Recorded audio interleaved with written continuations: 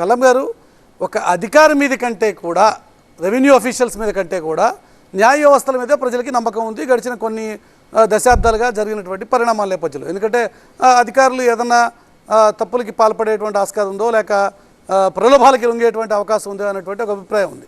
ఇప్పుడు టీఆర్ఓలు బాధ్యులు టీఆర్ఓ దగ్గరికి వెళ్ళి మీరు సరి చేసుకోవాలి, న్యాయస్థానం దగ్గర కాదు అని చెప్పి చట్టం వల్ల చెప్తే ప్రజలకి అక్కడే ఒక భయం క్రియేట్ అవుతుందిగా. మళ్ళీ టీఆర్ఓని మనం ఏమైనా ఇన్ఫ్లుయెన్స్ చేయాలము, వాళ్ళని ఏదైనా మనం మన రికార్డ్ సరి చేయించుకోవడం కోసం మనం వాళ్ళని ఏదైనా ప్రలోభ పెట్టాలము, ఇలాంటి భయాలు సహజంగా ప్రజలకు ఉంటాయి కదా. అంటే ఇప్పుడున్న వ్యవస్థ ఏంటండి అంటే మనకు ఒరిజినల్గా ఇందాక సునీల్ గారు చెప్పినట్లు ల్యాండ్ బిలాంగ్స్ టు సావరిన్. మనం హిస్టారికల్ కాన్సెప్ట్ తీసుకుంటే సావరిన్ అంటే ఒకప్పుడు క్వీన్, కింగ్ లేకపోతే ఎలక్టెడ్ గవర్నమెంట్. ఆ సావరిన్ చట్టాలు చేసి ఆ చట్టాల ద్వారా కొన్ని హక్కులు ఇస్తూ పోయారండి దున్నుకునే వాళ్ళకి. వ్యవసాయ భూమి అయితే సరే, కొనుక్కునే వాళ్ళకి వేరే చోట ఉండటానికి ఉన్నటువంటి భూములు.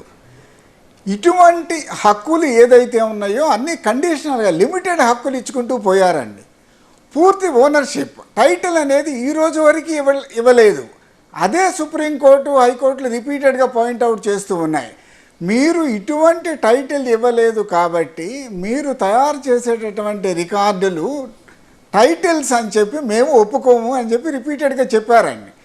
అయితే ఆ హక్కులు ఇచ్చినటువంటి రికార్డులు ఎవరు మెయింటైన్ చేస్తున్నారు? రెవెన్యూ డిపార్ట్మెంటే మెయింటైన్ చేస్తుందండి. తహసీల్దార్ గారే ఏది ఆర్ఓఆర్ కింద పాస్బుక్ ఇచ్చేది, అప్పీల్ అయితే ఆర్డీఓకి వెళ్తాము. ఇప్పుడు మనం అదే వ్యవస్థకి రీసర్వే చేసి హక్కులు ఫైనలైజ్ చేయమని చెప్తూ ఉన్నామండి. ఈ ఫైనలైజ్ చేసినటువంటి హక్కులు ఏవైతే ఉన్నాయో ఒక రిజిస్టర్ తయారు చేసిన తర్వాత పబ్లిక్ డొమైన్లో పెట్టి మనం 2 సంవత్సరాలు టైం ఇస్తున్నామండి బిఫోర్ మనం దాని టైటిల్ కింద డిక్లేర్ చేసే ముందు. ఈ లోపు రీసర్వే చేసేటప్పుడు ప్రతి సర్వే నెంబర్కి ప్రతి ఓనర్కి కూడా నోటీసులు ఇవ్వటం, వాళ్ళ కళ్ళ ముందే సర్వే చేయటం, వాళ్ళ కళ్ళ ముందే బౌండరీలు ఫిక్స్ చేయటం, ఇవన్నీ ఆఫీస్లో కూర్చొని చేయట్లేదండి. ఫీల్డ్కి వెళ్ళి ఒక బృహత్తరమైనటువంటి కార్యక్రమం సర్వే చేసి మనము హక్కులు ఫైనలైజ్ చేస్తున్నాము.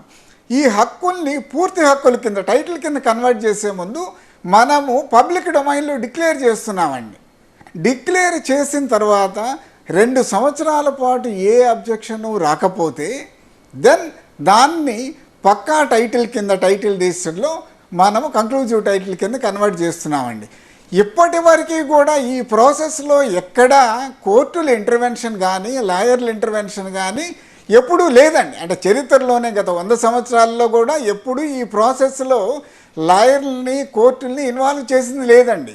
ఈ రికార్డులకు సంబంధించి డిస్ప్యూట్స్ ఏమన్నా ఉంటే అన్నదమ్ముల మధ్య తగాదాలు కావచ్చు, సక్సెషన్ కావచ్చు, లేకపోతే రోడ్డు గురించి గొడవ కావచ్చు, లేకపోతే డాక్యుమెంట్ ఒరిజినాలిటీ గురించి గొడవ కావచ్చు, ఇవన్నీ కూడా సివిల్ కోర్టులకు వెళ్ళేవాళ్ళు అక్కడ తేల్చుకునేవాళ్ళు అండి సంవత్సరాల తరబడి. ఇప్పుడు కూడా ఆ వెసులుబాటు ఉంటుందండి. ఎంట్రీల్లో ఏమైనా తప్పులు ఉంటే ఇందాక వారు చెప్పినట్లు ఇప్పుడైతే ఎంఆర్ఓ చేసినటువంటి రికార్డులో తప్పు ఉంటే ఆర్డీఓకి అప్పీల్ చేస్తున్నాం. రేపు ఒక డిస్ట్రిక్ట్ లెవెల్లో ఒక డిస్ట్రిక్ట్ జడ్జి ఎవరో గవర్నమెంట్ ఎవరిని డిసైడ్ చేస్తే వాళ్ళకి అపలేట్ అథారిటీ ఇస్తారు. వాళ్ళు ఎంట్రీ ఏమైనా పొరపాటు జరిగిందో ఎంట్రీ అనేది వాళ్ళు విచారిస్తారు. ఆ తర్వాత హైకోర్టుకి వెళ్తారండి. అది ఇప్పుడు